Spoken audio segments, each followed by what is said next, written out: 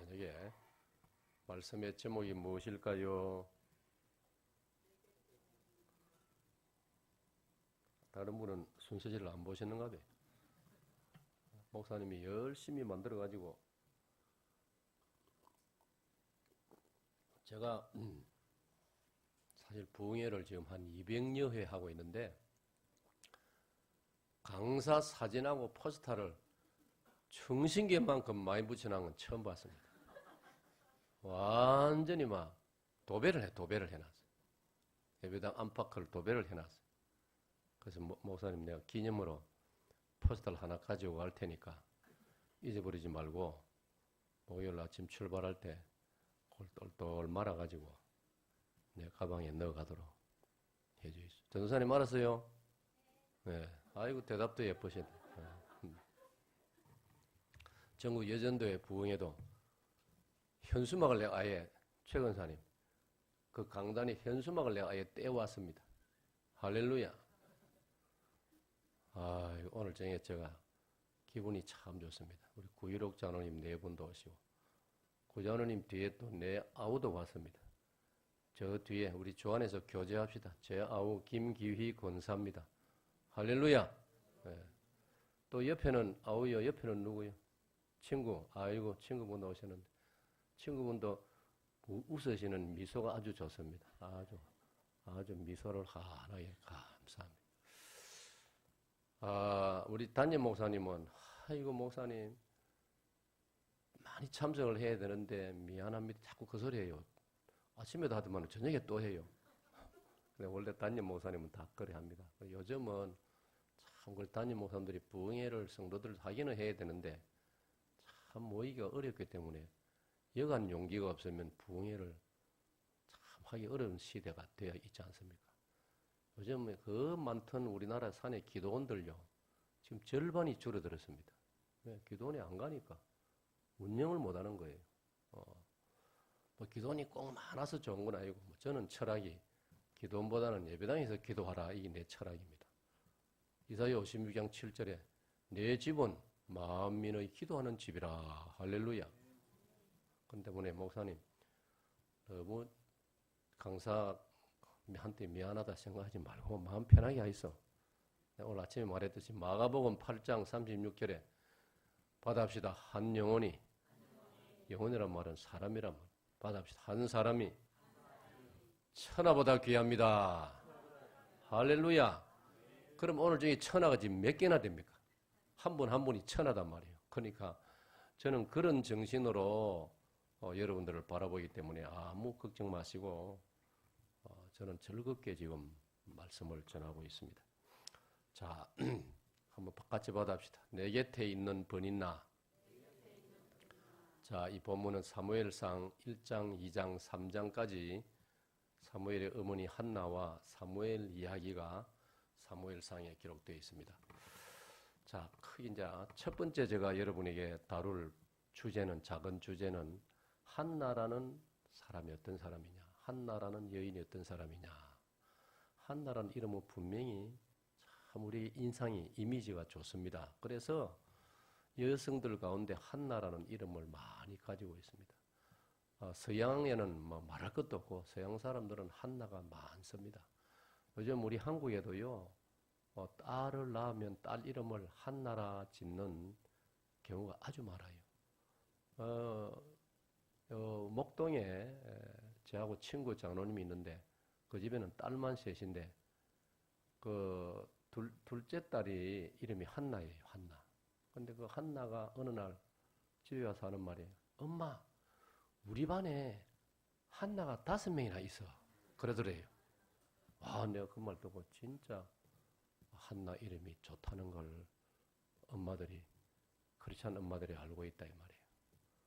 여기 피아니스트 시집가면 딸 낳으면 이름 한나라 지어요. 우선 그러니까 우리가 사무엘상 1장 내 곁에 있는 번인나라는 제목으로 말씀을 살필 때 우선 우리가 한나라는 여인을 살펴야 돼. 이분이 어떤 사람이냐. 이걸 보면 이제 여러분, 나하고도 여러분들도 그 한나를 배우면서 나를 또 발견하게 되어지는 거죠. 첫째로 한나는 인성이 고운 여인입니다. 인성이 고운 여인입니다. 받아입니다. 인성. 인성이란 말은 사람 인자, 성품 성자. 사람으로서의 성품이 좋은 사람, 좋은 여인이 한나였다 이 말이에요. 인성을 영어에서는 퍼스널리티란 퍼스널리티. 그래서 이 단어 중에 아주 좋은 단어가 이 퍼스널리티입니다. 실력, 미모, 현대인들은 이런 걸 중요시합니다. 실력이 있어야 취업을 할 수 있고, 그죠? 실력이 있어야 고등고시 합격을 할 수 있고, 실력이 중요합니다. 미모가 얼마나 중요합니까? 그래서 요즘은 뭐 얼굴을 뜯어고친 여성들이 얼마나 많습니까? 네? 그래서 그런 조커가 있습니다. 천국 가니까 하나님이 못 알아보더랍니다. 하도 얼굴을 뜯어고쳐가지고 야야 내가 알고 있는 네가 아닌데 이름은 덜먹였는데 얼굴이 다르단 말이에요. 그래서 요즘은 그 유치원 가기 전에 어릴 때 사진을 내놔야 됩니다. 그러니까 며느리 보고 할 때도요. 그때 사진 내놔라 하이소. 지금 시대가 우리가 상식적으로 알아놔야 됩니다. 오늘 세상 풍조가 실력과 미모만 찾습니다. 오늘 낮에 잠깐 언급했지만은요. 실력 있다고 믿을 수 있습니까? 진경준 검사장, 김형준 검사장, 서울법대 나오고 얼마나 머리 좋고 실력이 있습니까? 내가 보니까 나이도 얼마 안 돼 보이는데 검사 중에서 검사장이 됐다. 그러나 그 사람들의 인성이 제대로 안 돼 있으니까 온 나라에 난리굿을 피우고 국민들을 피곤하게 만들고 둘 다 지금 감옥에 들어가니 있습니까? 예? 걔들 아마 하루에 12번도 죽고 싶은 마음이 들 거예요. 예? 그 봄에 그 사진 뉴스 시간에 봄에 뭐 활동하는 사진 보니까 얼마나 인물이 좋더만은요. 지금 완전히 공황장애를 앓고 우울증에 빠져 있단 말이에요. 그러니까 실력이 있다고 다 좋은 게 아니에요. 사람이 인성이 좋아야 되는 거예요. 미모. 미모가 너무 또 뭐 좀 못생기면 안 되겠지만 미모만 찾으면 안 된다. 이 말이에요. 나는 철학이 그래. 우리 교인들 보고도 설교하면 남자들 보고 너무 미모 따지지 마라. 밤에 불 끄고 자면 똑같다. 밤에 불 끄고 자면 뭐 똑같다 아닙니까? 뭐 하려고 그래. 그 미모만 찾고 이러냐 말이야. 그러고 그게 뭐 나이가 들면 50 지나면 뭐 미모 자랑할 사람 어디 있습니까? 다 비슷한 것이지. 안 그렇습니까? 그래서 우리 사무엘상을 가만히 공부하면서 두 여인이 등장하거든요. 한나와 버닌나 아닙니까? 버닌나. 그 버닌나라는 이름도 기억을 해놓으세요. 버닌나. 그런데 한나는 인성이 고운 여인이다. 그래서 우리가 이제 우리 어른이 되어 살아보면 알지 않습니까? 며느리감을 구할 때도 인성을 살펴야 됩니다. 사익감을 구할 때도 인성을 살펴야 됩니다. 그 사람의 성품, 사람 됨됨이. 여러분, 인성은 어느 날 갑자기 좋아지지 않습니다. 성장 과정에 이 누적이 돼가지고 형성되는 거란 말이에요. 신앙은 어느 날 갑자기 좋아질 수 있어요. 사도 바울도 기독교 박해하고 서대반 잡아 죽이는데 앞장선 사람. 사도 바울은 우리로 말하면 기독교 신앙이 하나도 없는 사람이에요. 그러나 그가 하나님의 은혜를 받고 보니까 가장 믿음 좋은 사람이 됐지 않습니까? 그러니까 믿음은 말이죠. 에베소 2장 8절에 보면 믿음은 뭐라고 했습니까? 하나님의 선물이라. 하나님이 믿음을 주시는 거예요. 근데 성품은 어머니한테서 태어나면서부터 성장 과정에 차곡차곡 쌓여온 것이기 때문에 어느 날 갑자기 뭐 이루어지는 게 아니에요. 그렇기 때문에 그걸 살펴야 됩니다. 그걸 살펴야 됩니다. 같이 살아보고 한 집안 식구가 돼가 며느리 사이로 이렇게 살아보면요. 결국은 인성 좋은 사람이 최고라는 걸 알게 됩니다. 돈을 그렇게 많이 못 벌어도 뭐 이 세상이 뭐 국회의원이 되고 뭐 깃발 날리고 그래 안 해도 인성이 좋으면요. 건강하면은 다 살아갈 수 있습니다. 할렐루야. 그게 좋은 거예요. 뿐만 아니라 성경을 보면은 하나님께서도 우리의 마음을 살펴보신다 이 말이에요. 그 성경 뭐랬습니까? 사무엘상 16장 23절인지 거기 보면 이런 말씀이 있어요. 사람은 외모를 보거니와 하나님은 중심을 보신다. 중심, 심자, 마음 심자 아닙니다. 하나님은 마음을 보시는 거예요. 그런데 다윗을 사무엘 선지자가 왕으로 세우려고 베들레헴에 이새의 집을 방문해가지고 그죠? 네 아들들을 다 불러 모으라 그랬지 않습니까? 장남 엘리압부터 6명 쫙 차례대로 줄을 씌웠습니다. 아버지 이새가. 그런데 사무엘 선지자 쳐다보니까 다 왕감이라. 야, 이 엘리압도 이 왕 세워놓으면 좋겠다 싶고. 근데 하나님께서는 그런 생각하는 사무엘 선지자에게 아니다. 마음에 하나님의 음성이 들러온 아니다.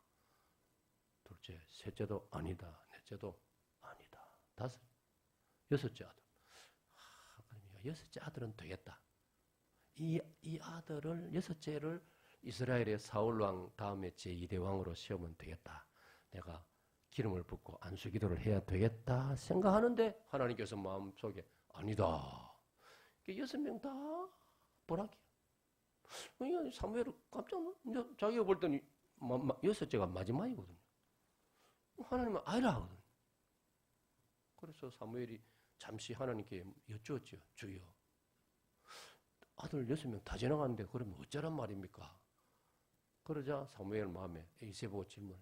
아들이 더 없느냐 물었죠. 그때 이새가 막내가 하나 있는데 가는 뭐 별로 볼 게 없습니다. 그랬지 않습니까? 그때 하나님께서 사무엘 선지자에게 주신 말씀이 사람은 외모를 보거니와 나 여호와는 중심을 보시느니라. 할렐루야. 사랑하는 여러분, 중요한 말씀입니다. 중요한 말씀. 이게 사도행전 10장으로 넘어오면, 신약으로 넘어오면 베드로가 고넬료의 집으로 복음을 전하러 가라고 하나님이 시키지 않습니까? 그런데 고넬료는 로마군 장교란 말이에요. 영어로 말하면 코넬리우스, 우리 한글성에는 고넬료. 그러면 베드로가 지금까지 로마군이면 이방인이거든요. 이방인에게 베드로는 복음을 전한 적이 없다 이 말이에요. 하나님, 어떻게 날 보고 이방인한테 전도하라고 합니까? 그 당시 이스라엘 사람들의 머릿속에 인식에는 이방인은 구원받을 자격이 없다고 생각했다. 그때 하나님께서 베드로에게 사람은 외모를 보거니와 나는 사람의 중심을 보느니라. 사람을 외모로 취하지 말라. 그러니까 이방인이라고 해서 너는 이스라엘 사람이라고 해가지고 이방인을 무시하면 안 된다 이 말. 예수님이 십자가에 못 박혀 죽으신 그 이후로부터는 이방인에게도 복음을 전해야 한다는 게 하나님의 뜻이란 말이에요. 할렐루야. 근데 베드로는 그걸 못 알아듣는. 예수님이 이미 말씀해 주셨거든요. 땅 끝까지 이르러 복음을 전하라. 내 증인이 되라. 그랬지 않습니까? 모든 족속으로 제자를 삼으라. 예수님이 말씀해 주셨음에도 불구하고 베드로는 사도행전 10장으로 넘어간 그 시간이 세월이 흘렀음에도 불구하고 베드로는 그 말씀 못 깨닫고 있다. 그래서 외모 하나님께서는 중요시 않고 하나님 보시는 것은 마음의 중심이다. 마음이다. 우리의 인성이다. 그래서 놀라운 말씀이 있어요. 잠언 4장 23절 지킬 만한 것 중에 무릇 네 마음을 지키라. 생명의 근원이 이에서 남이니라. 할렐루야. 마음을 지켜야 되는 거예요. 마음이 깨끗해야 되고 마음이 강해야 되는 거예요. 마음이 무너지면 몸 금방 무너집니다. 그렇게 건장하던 사람도요. 마음이 무너지면 며칠 새에 쓰러지는 거예요. 마음이 중요한 거예요. 뿐만 아니라 같은 잠언에 보면요. 잠언 23장 잠언 23장 7절에 보면 이런 말씀이 있어요. 그 사람의 마음이 어떠하면 그 사람의 행위도 그러하거니와. 저는 요즘 이런 구절을 참 좋아해요. 잠언 4장 23절하고 23장 7절 받아봅시다.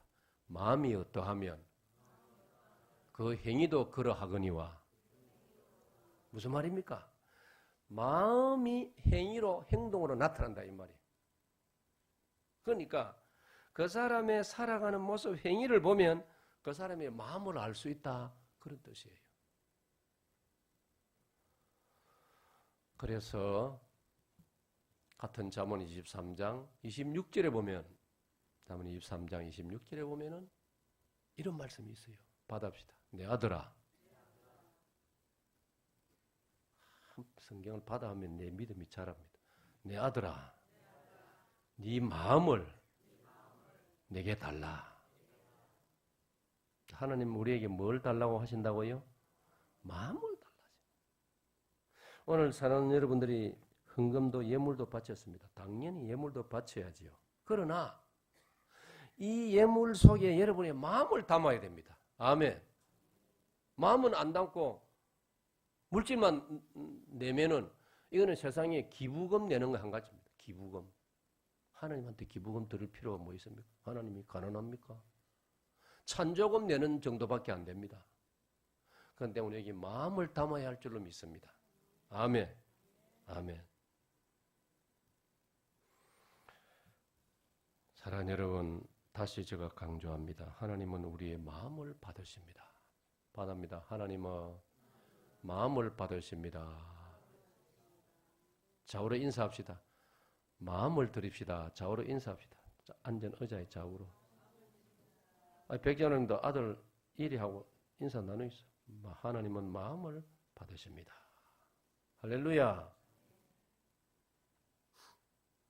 그렇기 때문에 적용을 합니다. 교회 직원을 뽑을 때도요, 심성을 보고 뽑아야 됩니다. 인성을 보고 뽑아야 됩니다.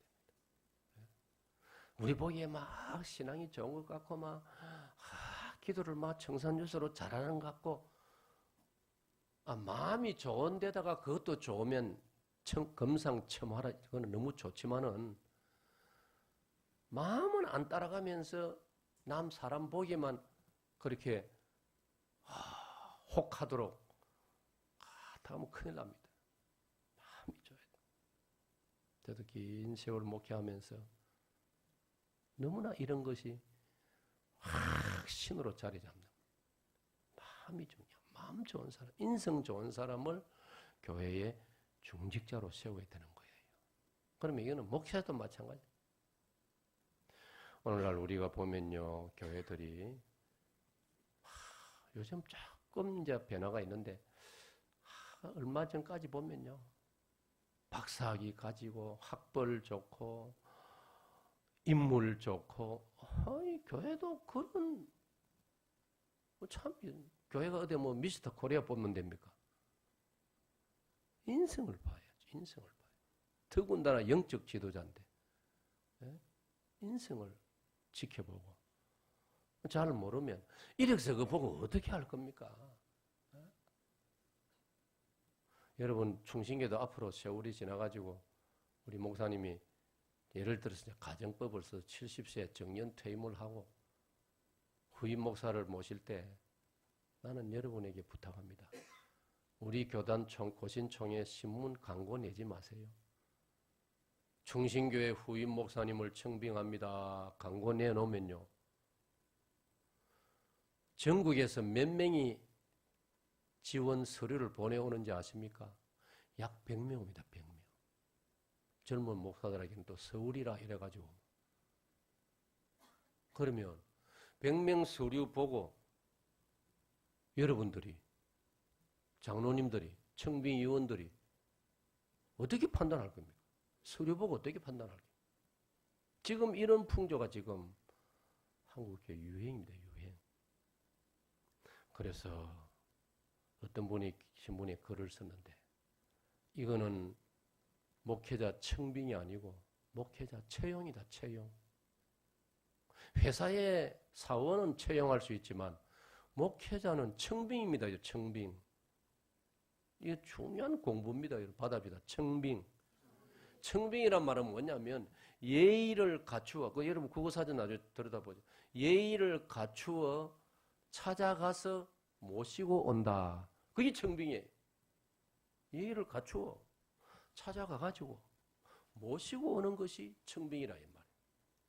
그런데 지금 기독교부에 광고 내놓으면 그게 무슨 청빙입니까? 채용이지. 서류를 뭐 근 10가지 갖추어내시오. 설교한 무슨 테이프 2개, 3개 뭐 동봉하시오. 테이프만 들어가 어떻게 합니까? 그러므로 가장 좋은 것은요.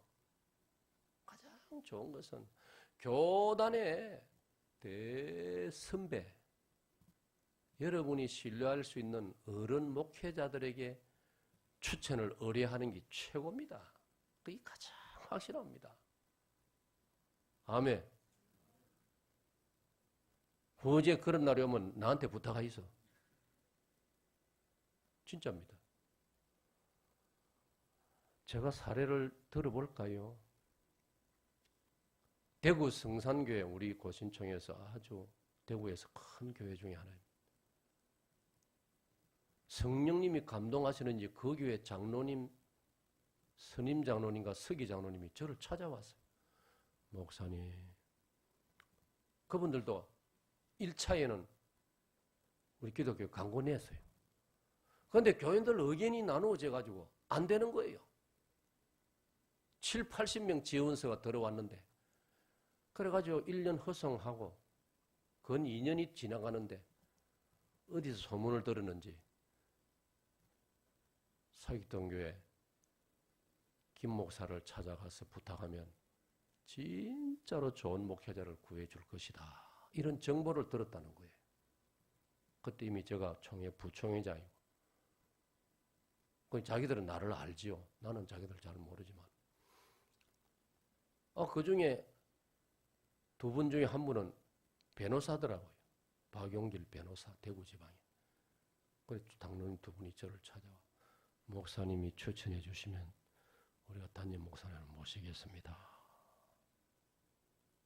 이야기 줄거리 다 생략하고 여러분 중에 관심이 있으면 대구 성산교회 한번 찾아가가지고 조용히 아무 교인이나 붙들고 조용히 옆으로 데리가가지고 부산의 김 목사님이 추천해 주셔서 담임 목사를 모셨다고 하는데 지금 소감을 말씀해 보세요. 한번 물어보세요.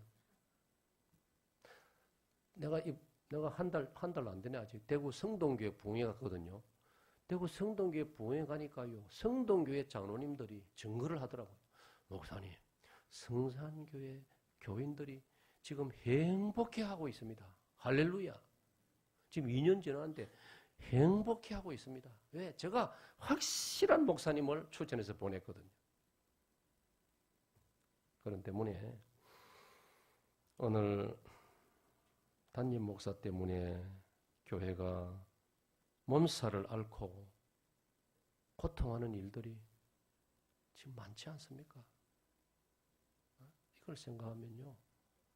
진짜 광고 내가지고 서류 쳐다보고 서류 그 중에 멋지게 호감이 가는 서류 그걸 됐다 이러면 큰일 납니다. 물론 거래가 잘 되는 경우도 있겠지요. 그러나 그는 위험 부담을 아주 크게 안고 있는 것이라 이 말이에요.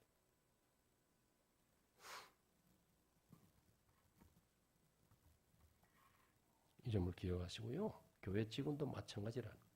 장로를 선정할 때, 권사를 선정할 때, 장례집사를 선정할 때 참 좋은 사람을 세워야 된다는 것을 잊지 말아야 됩니다. 아멘. 아멘. 그래서 성경을 보면 이 부분에 대해서 이런 도움의 말씀이 뒷받침이 됩니다. 잠언 31장 30절을 보면 고운 것도 거짓되고 아름다운 것도 헛되나 여호와를 경외하는 덕행 있는 여자는 칭찬을 받으리라. 할렐루야.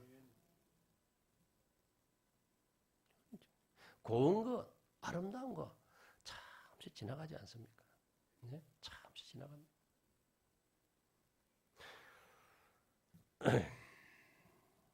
그리고 고린도서 2장 15절, 고린도서 2장 15절을 보면 우리 그리스도인은 그리스도의 향기가 되어야 된다고. 그리스도의 향기. 그 향기란 말이 뭐 얼굴에서 나오는 겁니까? 좋은 값비싼 의상에서 나오는 것입니까? 그리스도의 향기라는 것은 우리의 심성에서 나오는 거예요. 지켜보고 겪어보면 이분은 그렇지 아니구나. 이렇게 돼야 되는 거예요. 고린도서 3장 3절에는 우리는 그리스도의 편지가 되어야 된다고 했지 않습니까? 우리가 편지를 읽으면 다 알지 않습니까? 우리가 예수님의 편지가 되어야 돼요. 자, 이런 면에서 여러분에게 확실히 간증할 수 있는 게 하나 있는데, 말씀드린 대로 저는 군종 장교로서 군에서 복음을 전해요. 제가 참 좋은 지휘관들을 모셨어요. 처음 모신 제가 관계하는 최고 지휘관은 88 올림픽 조직위원장을 하셨던 박세직 장군. 그분을 사단장으로 모셨어요. 아주 멋진 분. 나는 그분이 정말 우리나라 대통령이 되면 좋겠더라고. 얼마나 탁월한지. 여군 사관학교를 졸업하고 사관학교에서 1등을 하니 사관학교에서 서울대 영문과로 또 보내줘가지고 서울대 영문과를 영어가 실력이 다 키도 얼마나 큽니까? 모든 면에 갖춤. 거기다가 신앙이 투철한 분. 야, 이런 분이 대통령 되면 좋겠다. 그런데 그 시절은 군인 출신은 제외하는 시절이 돼요. 문민 시절이 돼가지고 참 안기부장도 하고 올림픽 조직위원장까지는 했지만, 두 번째로 제가 모신 지휘관이 1군 단장 황영시 장군이라고 계십니다. 나중에 육군 참모총장까지 하셨습니다. 그분이 1군 단장으로 별 3개 1군 단장으로 계실 때 군단장님이 한 번은 군단의 목사님하고 포사령부의 목사인 저 2사람을 점심 식사를 초대했어요. 군단장 댁으로 갔습니다. 관사라고 부릅니다. 군단장 관사로. 그래 군단장님하고 우리 제 선배 목사님, 군단 목사님하고 저하고 셋이서 식사를 하는데, 나는 궁금한 게 하나 딱 가면서부터 내가 질문을 하나 딱, 근데 뭐 어려운 질문도 아니고, 벨3개, 저는 그때 대위입니다. 대위인데 대위 입장에서 벨 3개를 보면 얼마나 높습니까? 그래서 거기다가 이분이 신앙이 너무나 좋은 거라. 그래서 내 궁금증은 뭐냐? 식사하면서 내가 물었어요. 군단장님, 제가 질문이 하나 있어요. 아이고, 목사님 이야기 하이소. 경북 칠곡 출신이신데, 군단장님은 처음에 어떤 계기로 기독교 신자가 되셨습니까? 이걸 내가 물었어요. 그리고 군단장님이 미소를 지으면서 목사님 질문하시니까 제가 대답을 하지요. 제가 육군 사관학교 시절까지는 교회를 안 다녔습니다. 근데 사관학교 입학해가지고 공부를 하는데 내 단짝 친구 사관생도가 기독교 신자인데 1학년, 2학년 생활하면서 지켜보니까 나이도 나하고 같은데 너무나 자꾸 쳐다보이더라는 거예요. 너무나 자기하고 다르더라는 거예요. 희생정신이 투철하고 너그럽고 모든 면에 다른 사람을 배려하고 너무 감동을 같은 나이인데, 그래서 자기가 마음속에 야, 저 친구를 내가 평생 친구로 삼아야 되겠다 그런 생각. 그래 가만히 생각해 보니까 저 친구가 평생 친구 되려면 어떻게 해야 되나? 저 친구처럼 예수님을 믿으면 평생 친구 되겠구나. 그래서 그때부터 군교회를 나가면서 기독교 신자가 되었다는 겁니다. 할렐루야. 저는 그 이야기를 잊을 수가 없습니다. 벌써 그게 30년 전에, 3년 전에 그 군단장님한테 들었던 이야기인데 잊을 수가 없습니다. 이런 설교를 하면 딱 그 사건이 떠오른다 이 말이에요. 자, 한나라는 여인은 이렇게 인성이 고운 여인이었다. 자, 그런데 여러분, 이렇게 아름다운, 자, 신앙 좋지요, 인성 좋지요, 이런 한나에게 아픔이 있습니다. 무엇입니까? 자식을 낳지 못하는, 자식이 없습니다. 무자합니다. 이런 걸 보면서 우리가 깨달아야 될 게 뭐냐? 하나님께서는 우리에게 모든 것을 다 주시지는 않는다는 겁니다. 왜 그럴까요? 모든 걸 다 가지면 우리가 교만할 수도 있고 다른 사람의 형편을 이해 못할 수도 있는 거예요. 모든 걸 다 갖추면 다른 사람 어떻게 이해하겠습니까? 그래서 한나는 신앙의 여인이고 인성이 아름다운 여인이었지만은 결혼 후에 자식이 태어나지 않습니다. 여러분 요즘이야 자식 안 태어난다고 그게 무슨 흠이 되겠습니까? 네? 우리나라에는 뭐 무자식이 상팔자라는 말도 있는데 요즘은 오늘 낮에 우리 공부 시간에 다루었지만은 결혼도 안 하려 하는 시대인데 결혼해놓고도 자식도 안 낳으려는 시대인데 귀찮다고 우리 둘이 그냥 행복하게 살자. 요새 이런 젊은이들도 많습니다. 그러나 여러분 이 사무엘상이 기록되던 그 고대 시대에는요 여인이 결혼해가 자식을 못 낳으면 그게 흉이 되는 시대입니다. 안 그랬습니까? 흉이 되는 시대. 왜 그렇습니까? 그 당시 고대 문화 시대는요 후손을 이어가는 게 중요했기 때문에 하는 말로 가문을 이어가는 이건 중대한 일이기 때문에 그래서 결국 자식을 못 낳으니까 여자를 하나 더 데리는 거예요. 그래서 더 더러운 여자가 번인나예요. 자, 두 번째로 넘어갑니다.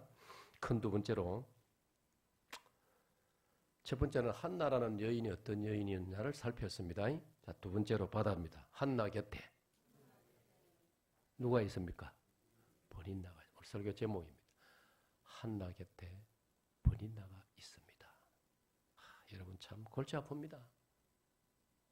자식이 없지만은요 한나 옆에 다른 둘째 이 집에 둘째 작은 댁이 없으면 한나가 얼마나 배짱팽겠습니까? 그런데 어떻게든지 본문에 그 자세한 경위는 기록이 안 되어 있지만은 여하튼 이 집에 둘째 부인이 들어와 있단 말이에요. 번인납니다. 그래서 저는 이 사무엘 1장을 저 혼자서 공부하면서 결과를 보면 한나가 뭐 그래 한 것도 아니겠고 남편이 이름이 엘가나인데 남편이 이 여자를 데리고 들어왔나 이제 우리가 성경을 공부하면서 질문할 수 있지 않습니까? 저는 종합해 볼 때 이 엘가나 집의 가문의 어른들이 권하기도 하고 압력을 넣어가지고 번인나라는 여자를 하나 더 데리고 들어온 거다. 그렇게 저는 판단을 합니다. 왜? 가문을 이어야 되기 때문에 집안 어른들이 압박을 하고 압력을 넣으니까 엘가나가 더 이상 거절하지 못하고 어른들의 제안을 수용해가지고 번인나가 이 집에 들어왔다 이 말이에요. 여러분 이런 게 구약시대에 있지 않습니까? 아브라함도 아들을 못 낳으니까 하나님께서 아브라함과 사라에게 걱정하지 말아라. 언젠가는 아들을 주마 약속했음에도 불구하고 믿음이 떨어지니까 아브라함에게도 여자가 하나 또 생겼지 않습니까? 누굽니까? 성이 하시입니다. 하시. 퀴즈. 누굽니까? 하갈. 그렇다고 또 여기 하시에 혹시 계시면 기분 나쁘게 생각하지 말고 우리나라 하시는 아니고 이름이 하갈. 근데 여러분 웃기는 거는 이 하갈은 누가 집어넣어 주었습니까? 사라가 집어넣어 주 사라. 참 이 사라 이 사람도 참 뒤숭해요. 지가 넣어주놓고는 하갈이 아들을 불쑥 낳으니까 그때부터는 또 내 쫓아라고 자기 남편한테 또 바가지를 끌래. 여러분 사라도 바가지 긁었습니다. 얼마나 남편한테 바가지 긁은지 모릅니다. 그러니까 아브라함은 어찌해야 될지 모르는 거예요. 자기도 모르게 여자 하나 넣어주놓고는 어두운 밤에 저 텐트로 들어가라 해서 들어갔더니 그래 어쩌다가 하여튼 막 그래 돼가지고 아들 하나 태어났단 말이에요. 그 이름이 뭡니까? 이스마엘 아닙니까? 이런 자기 부인 사라가 딱 꾸며가 해놓고는 아들 태어나고 나니까 막 그때부터 막 또 남편 아브라함한테 바가지 끓는데 주제는 이겁니다. 하갈을 내쫓아라. 아브라함이 원하지도 않았는데 넣어줄 때는 언제고 또 쫓아낼 때는 언제고. 그래서 유럽에 이런 말이 있어요. 알다가도 모르는 게 여자의 마음이다. 남자라고 별 수 있겠습니까만은 아브라함 가정 경우는 그렇더라 이 말이에요. 그러니까 그렇게 믿음이 좋은 아브라함의 가정에도 그런 일이 있는 걸 보니 이 엘가나의 집에도 한나가 자식을 못 낳으니까 이런 일이 벌어졌던 것입니다. 사랑하는 여러분, 우리가 인생을 살아가면서 번이나 같은 이런 참 골치 아픈 문제가 없으면 얼마나 좋겠습니까? 그러나 세상을 살다 보면 뜻밖의 원치 않는 일도 일어난다는 것을 우리가 각오는 해야 되는 거예요. 할렐루야. 아멘. 아멘. 내일 모처럼 소풍 가기로 했는데 새벽에 조금 화장실로 일어나서 하늘을 쳐다보니까 새벽 5시쯤 하늘이 어제까지 맑던 하늘이 구름이 시커멓게 끼고 한 8시나 되니까 비가 슬슬 내리기 시작하고 그럴 때도 있지 않습니까? 그걸 어쩔 깁니까? 사람 힘으로 어떻게 막을 겁니까? 그러니까 인생길에는 예기치 못한 일도 있다는 것을 우리가 받아들여야 되는 거예요. 아멘. 그 때문에 너무 놀라지 말아야 되는 거예요. 이 마음에 얘기하고 있으면 올 것이 왔구나. 좀 충격이 덜한 거예요. 내 인생길은 이런 일이 전혀 없을 것이다. 너무 이렇게 단정적으로 해놓으면은 충격을 받아 어떤 일이 일어나면 충격을 받아가지고 못 일어나는 거예요. 못 헤어나오는 거예요. 이런 일들이 얼마나 많습니까? 그 때문에 오늘 우리는 이 땅은 조상 아담이 범죄한 세상이기 때문에 이 땅에는 예기치 않은 어떤 일도 일어날 수 있다는 것을 우리가 마음으로 평소에 이렇게 예상하고 각오하고 있어야 되는 거예요. 조금 전에 뉴스에 보니까 수원에도 2.3 지진이 일어났다. 그러니까 남경필 경기도지사가 우리 경기도도 안전지대가 아니다. 저 울산 경주 쪽에만 지진 나니까 위에 있는 사람들은 솔직히 말해서 별로 마음에 걱정이 없었지요. 그런데 여러분 마음 놓지 마세요. 지진학자들 그걸 내가 읽어봤어요. 저 강원도 저쪽에서부터 이래가지고 서울 경기도 쪽으로요. 여기도 지진 단청대가 다 기다리고 있어요. 그러니까 경주에서 일어나면 한반도 어디서라도 일어날 수 있다. 이런 생각을 해야 되는 거예요. 마찬가지로 한나 옆에 한나같이 심성 곱고 신앙 좋은 이 아름다운 믿음의 여인 옆에 왜 번인나가 있느냐 이 말이에요. 하나님, 나 같은 사람 옆에 왜 이런 어울리지 않는 인간을 하나님이 주십니까? 그러나 하나님 뜻이 계셔가지고 결과적으로 크게는 하나님 뜻인데 어쩌겠습니까?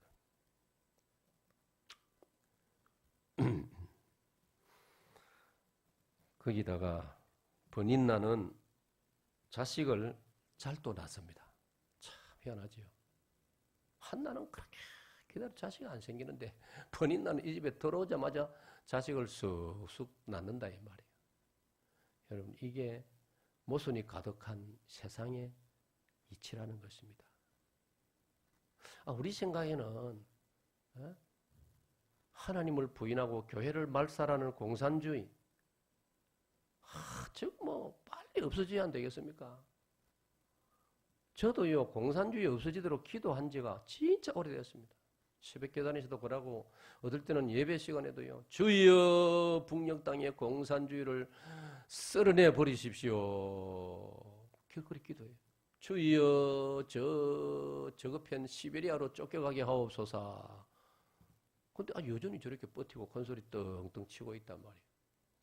참, 이 아름다운 우리 대한민국 옆에 저런 공산주의가 있고 우리 한국 옆에 바다 건너 일본이 저래 버티고 있고, 일본 때문에 우리가 얼마나 마음고생 많이 합니까? 완전히 거짓말쟁이고 욕심쟁이고, 일본에 제일 욕심 많은 사람이 니 뺀또 내가 묵까 상이라고 합니다. 아이들이 조크를 하는데, 일본에서 제일 마음 좋은 사람은 내 뺀또 니가 무라 상이야. 도시락을 일본말로 뺀또란다 이 말이야. 근데 요즘은 중국까지 나서가지고 우리를 괴롭힌단 말이야. 예? 중국이 지금 싹쓸이다고. 동해바다 오징어를 중국 사람들이 저 북한에서 배를 며칠 전에 뉴스에 났죠. 어선이 천척. 여러분 들어봤습니까? 우리나라 배 다 모아봤자 한순간에 바다에 천척 나간 적이 어디 있습니까? 북한이 돈을 받고 동해바다 고기 잡도록 중국에 허락을 해줬단 말이에요. 중국 배가 천척이나 내려와가지고 우리 쪽으로 내려오려는 오징어를 북에서 다 잡아버리니까 지금 오징어가 안 내려오는 거예요. 원래 오징어 먹을 생각하지 마이소. 진짜 골치 아파요. 우리나라는 지금. 북한이 괴롭혀 핵무기 들고 맨날 우리를 협박하지요. 일본은 진짜 우리를 너무나 힘들게 하지요. 그것도 요새는 전에는 괜찮더만 요새는 중국까지 저래가지고 우리를 괴롭힌단 말이에요. 근데 어쩌겠습니까? 우리 힘으로 어떻게 할 겁니까? 하나님의 저만을 바랄 뿐이지. 우리가 견뎌내야죠. 이겨내야죠. 아멘. 어찌 버티고 우리가 견뎌내야죠. 5,000년도 버텨왔는데 못 버틸 게 뭐 있습니까? 아멘. 그 자신감을 가져야 돼. 버텨내야죠. 자, 큰 세 번째로. 자, 제가 첫 번째는 여러분 말씀했죠?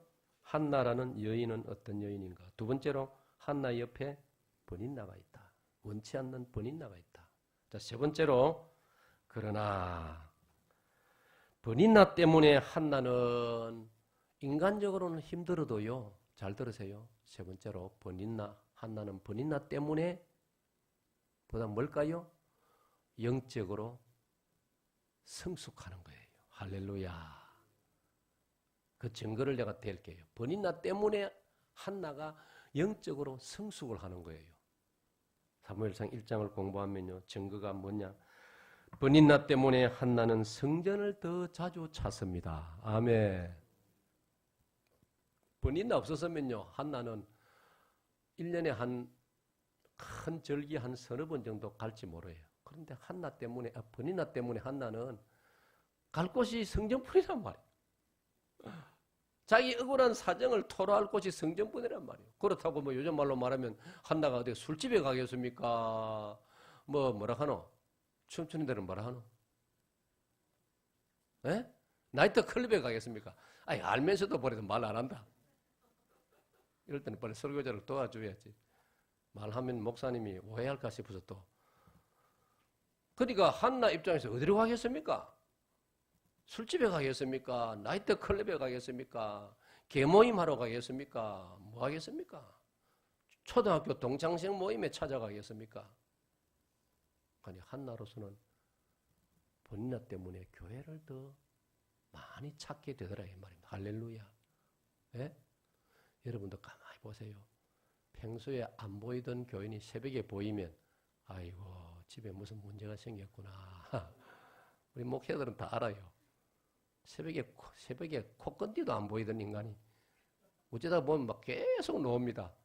절박한 문제가 생겨서 그러는 거예요. 그러니까 영적으로는 유익인 거예요. 할렐루야. 한나 보세요.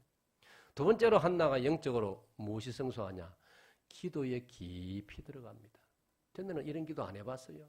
피상적인 기도, 의례적인 기도 그냥 잠깐 눈 감았다가 막 한참 기도했다 싶은데도 눈 뜨면 뭐 한 2, 3분도 안 되고 과거에는 그랬는데 이제는 사무엘서 자세히 읽어 나가면요. 엘리 제사장보다 더 기도를 많이 합니다. 자아를 잃어버릴 정도로 기도에 깊이 들어갔어요. 그러니까 엘리 제사장이 저 여자가 술 취했나? 이래 오해할 정도 아닙니까? 얼마나 기도를 깊이 들어가는지. 술 취한 사람처럼. 그러니까 버니나가 없었으면 한나가 그런 기도 안 해요. 그냥 아주 숙녀, 아주 멋진 숙녀답게 와서 예배 딱 드리고 막 딱 일어서서 가고 그렇게 할 사람인데 이렇게 영적으로 이렇게 뿐만 아니라 세 번째로 하나님을 인격적으로 경험하게 됩니다. 사랑하는 여러분, 우리가 신앙생활을 할 때도요, 그냥 말씀에 아멘하고만 지나가는 신앙인이 대부분입니다. 그런데 하나님을 인격적으로 만나는 건 참 그는 놀라운 신앙의 세계 아니겠습니까? 베드로도요, 한참 예수님 따라다니지만 예수님을 진심으로 잘 몰랐어요. 선생님 정도로, 랍비 정도로 알았어요.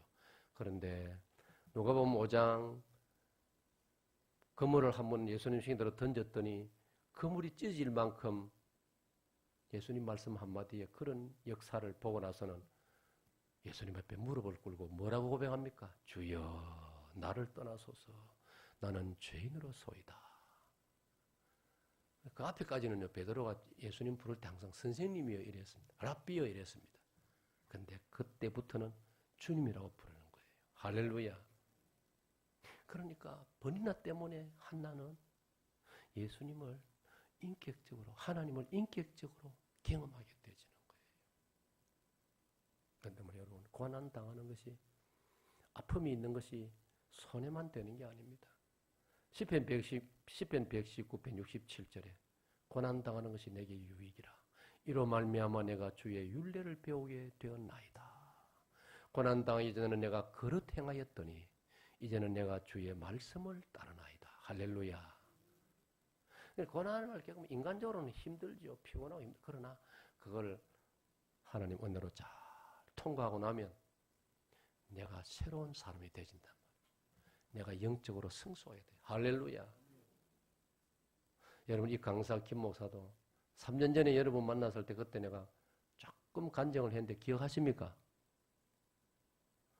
내가 7년 전에 저도 죽다가 살아났습니다. 나는 목회를 그만두려고 했습니다.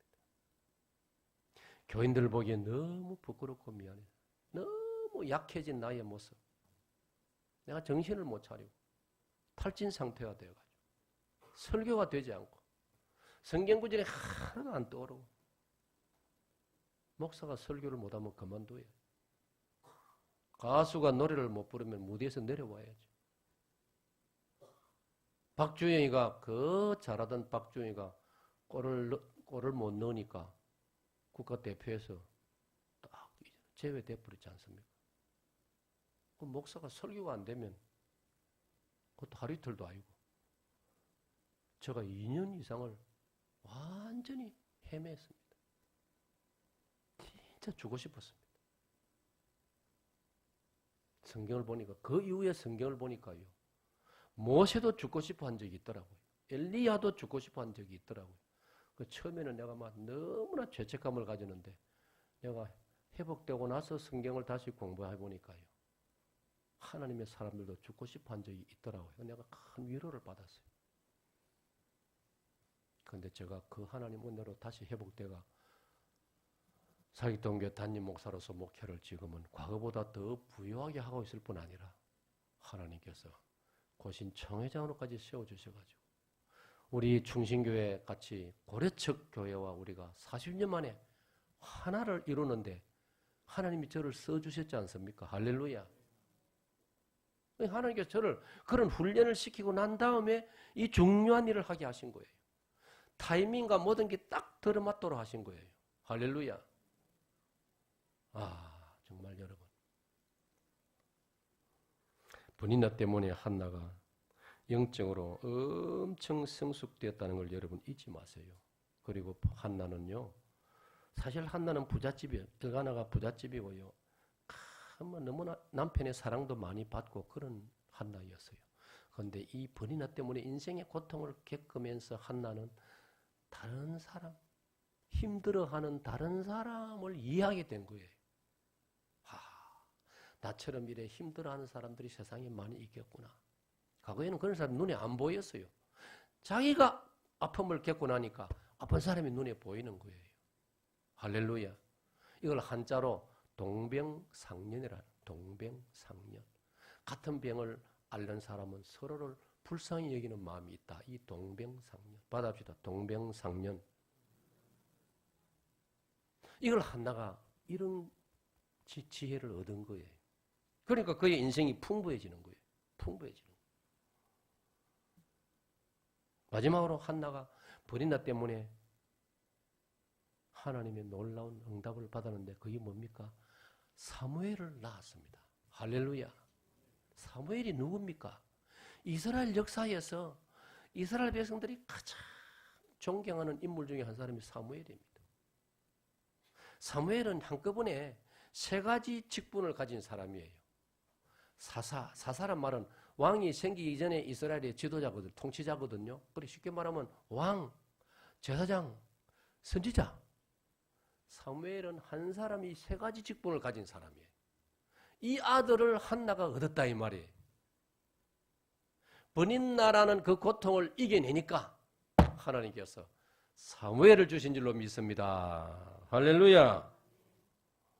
저는 이 찬송을 참 좋아합니다.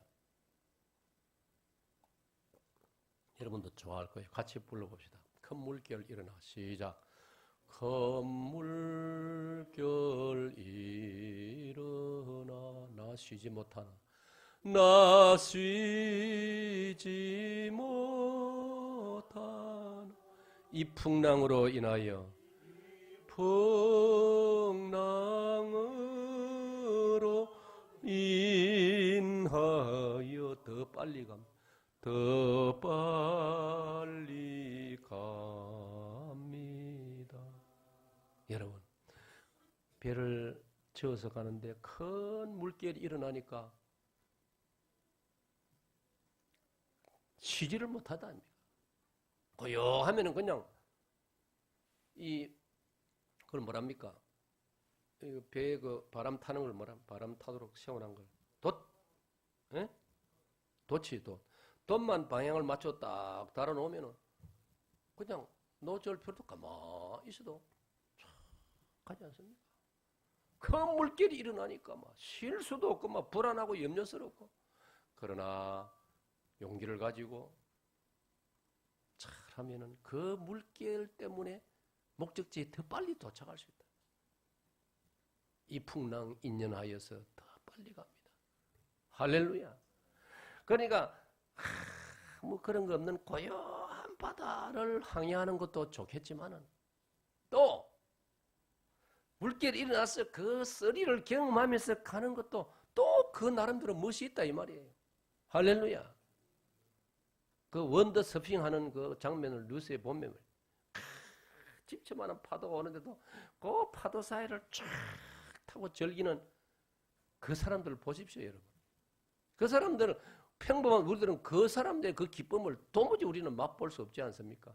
그 사람들은 거기 도전해가지고 큰 재미를 그렇게 경험하는 것처럼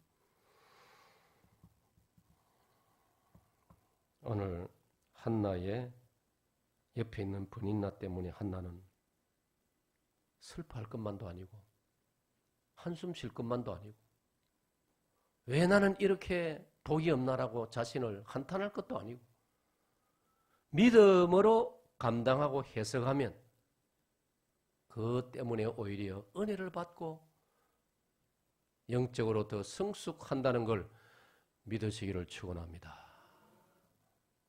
자, 마지막 네 번째로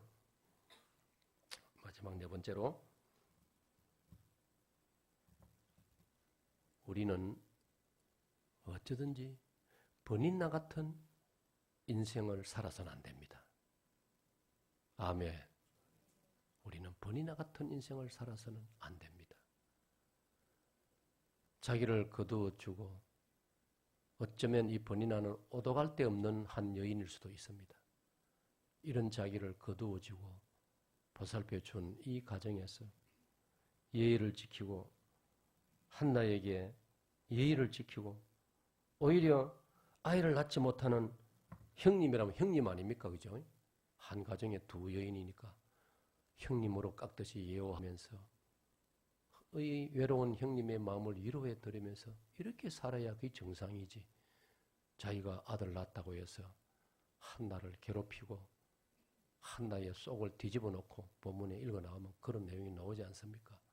인생을 이렇게 살면 안 되는 거지요. 그죠? 그래서 우리는 어쩌든지 결코 번이나 같은 인생을 살아서는 안 된다는 것입니다. 자, 오늘 저는 여러분에게 내 곁에 있는 번이나라는 제목으로 말씀을 드렸습니다. 받아봅시다. 내 곁에 있는 번이나. 자, 복습하고 마치겠습니다. 한나는 인성이 고운 여인이었다. 그러나 신앙의 여인이지만 결혼 후에 그는 무자하여서 인생의 아픔과 슬픔을 가지고 있는 여인이었다. 큰 두 번째로 한나 곁에 번이나가 있었다. 번이나 때문에 한나가 당하는 고통은 이루 말할 수 없었다. 세 번째로 그러나 번이나 때문에 한나는 영적으로 엄청난 성숙을 결국은 가져왔습니다. 번이나라는 이 아픔이 없었다면 경험할 수 없는 놀라운 영적인 은혜들을 한나가 경험하고 마지막으로 무엇보다도 사무엘을 얻었다는 것입니다. 할렐루야. 오늘 이 말씀들 저와 여러분 오늘까지도 하나님 오늘 여기까지 살아왔습니다. 이걸 히브리 말로 에베네셀이라 여기까지 우리가 살아왔습니다.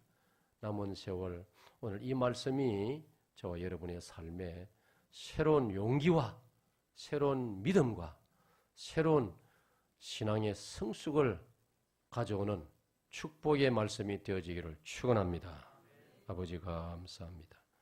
오늘 이 종이 사무엘상 1장 말씀으로 사랑 충신교회 사랑 성도들에게 말씀을 증거했습니다.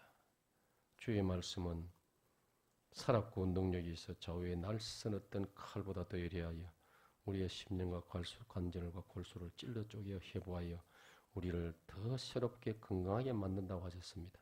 이 말씀 붙들고 모든 성도들이 새로운 성숙의 신앙의 걸음을 걸어가도록 성령님이여 축복하여 주시옵소서. 예수님 이름으로 기도합나이다. 아멘.